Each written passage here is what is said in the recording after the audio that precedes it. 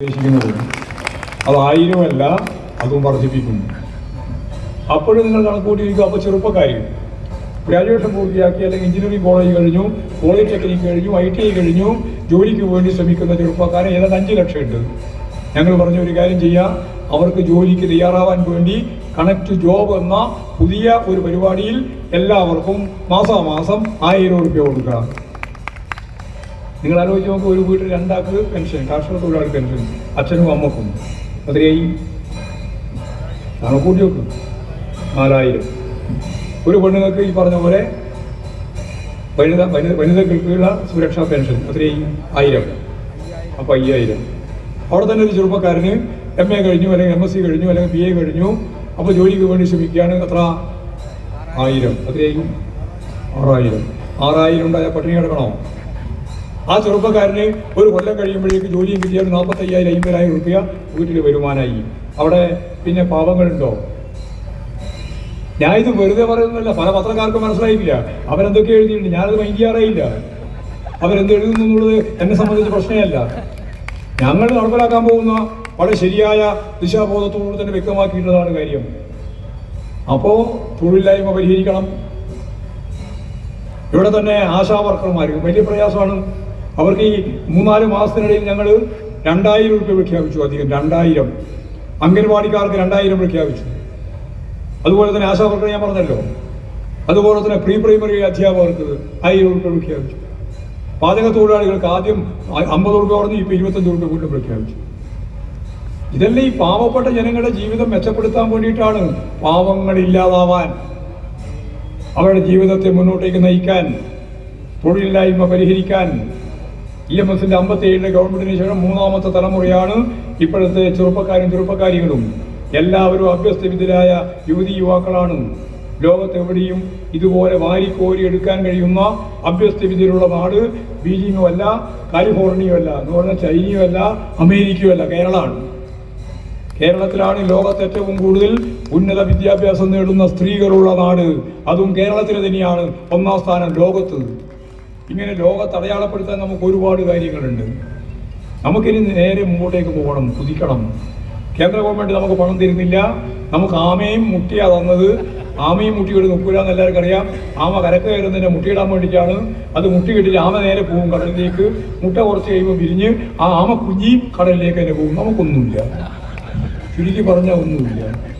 അപ്പോൾ നമുക്കൊരു കാര്യം മാത്രമേ ഉള്ളൂ, ലോകത്തിന്റെ മുമ്പിൽ സ്വന്തം കാലിൽ നിന്ന് പറയണം, ദാ ഈ കേരളം ഇതാണെന്ന്. ഒരു മുതലാളിത്ത സമൂഹത്തിൽ ഒരു പുതിയ വികസനപാത എന്തായിരുന്നു എന്ന് മുമ്പ് പറഞ്ഞത് അമർത്യ സെന്നാണ്. ആ അമർത്യ സെൻ പറഞ്ഞ കേരളത്തെ ഇനിയും ബഹുദൂരം മുന്നോട്ടേക്ക് നമുക്ക് നയിക്കാൻ കഴിയണം. അത് സാധിക്കും. അതിനുവേണ്ടി നമ്മൾ ഉപയോഗിച്ച ഭാവനാപൂർവമായ പ്രവർത്തനത്തിന്റെ ഉൽപ്പന്നമാണ് നിങ്ങൾക്കെല്ലാം അറിയുന്ന കിഫ്ബി. 1 ലക്ഷം കോടിയാണ് കിഫ്ബി കേരളത്തിന്റെ വികസനത്തിന് വേണ്ടി ഉപയോഗിച്ചത്. ലോകോത്തരമായ പശ്ചാത്തല വികസനം നടത്താൻ കേരളത്തിനായി കിഫ്ബി. വയനാട് തുരങ്കപ്പാതക്ക് 2143 കൊടുത്തത് കിഫ്ബി. മലയോര മേഖലയിലുള്ള നമ്മുടെ ഏറ്റവും പ്രധാനപ്പെട്ട മലയോര ഹൈവേ 10,000 കോടി, തീരദേശ ഹൈവേ 10,000 കോടി. ഏറ്റവും പ്രധാനപ്പെട്ട തുറമുഖമായിട്ട് വളർന്നുകൊണ്ടിരിക്കുകയാണ് വിഴിഞ്ഞം, 6,000 കോടി കിഫ്ബി. ഇങ്ങനെ എല്ലാ തരത്തിലും റോഡ്, പാലം 30,000 കോടി. ഓരോന്നോരോന്ന് വിശദീകരിക്കാൻ സമയമില്ല.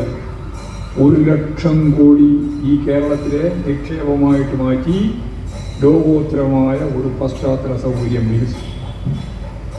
അങ്ങനെ വികസിച്ച് വന്നപ്പോൾ കേരളത്തിന്റെ വ്യാവസായിക ശൃംഖല ശക്തിപ്പെടാൻ തുടങ്ങി. 28ാം സ്ഥാനത്തായിരുന്നു നമ്മൾ. 2022 നമ്മൾ 15ാം സ്ഥാനത്തായി. ഈ 2024 നമ്മൾ ഇന്ത്യയിൽ 1ാം സ്ഥാനത്തായി കേരളം. 3,50,000 സ്വയം സംരംഭകരെ നമ്മൾ കണ്ടെത്തി. 7 ലക്ഷത്തിലധികം ആളുകൾക്ക് ജീവിതം നൽകാൻ നമുക്ക് സാധിച്ചു. ആളുകളെ നിശ്ചയിക്കാൻ നമുക്ക് സാധിച്ചു. ഇങ്ങനെ എല്ലാ തരത്തിലും മുന്നേറ്റം. ഇപ്പോൾ ഓട്ടോറിക്ഷ തൊഴിലാളികളെ അവരുടെ ജീവിതത്തെ ഫലപ്രദമായിട്ട് പുതുക്കി പണിയാൻ തീരുമാനിച്ചു. അവർ ഈ ഓട്ടോറിക്ഷ വാങ്ങുമ്പോൾ 40,000 രൂപ അവർക്ക് സൗജന്യം. അവർ വാങ്ങുന്ന പലിശയ്ക്ക് 2% ഇപ്പോഴും തന്നെ ഡിസ്കൗണ്ട്.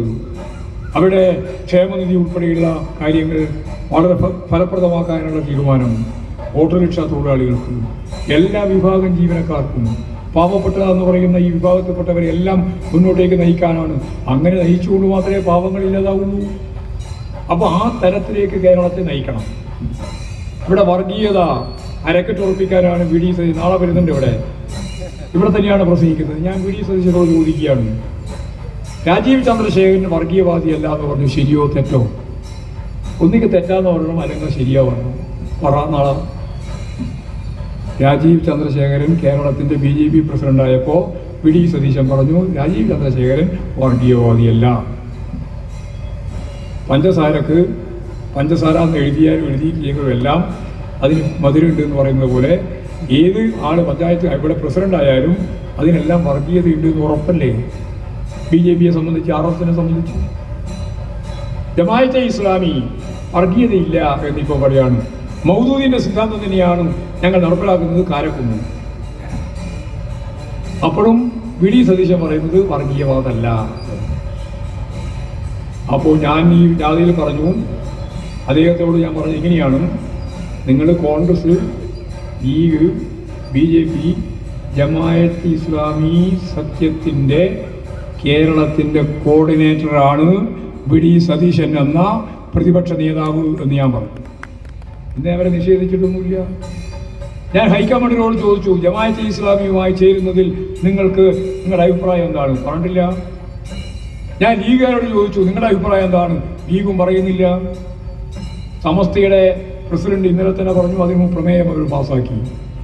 സമുദായത്തിൽ സ്പർദ്ധയുണ്ടാക്കാനാണ് ജമാഅത്തെ ഇസ്ലാമി ശ്രമിക്കുന്നത്.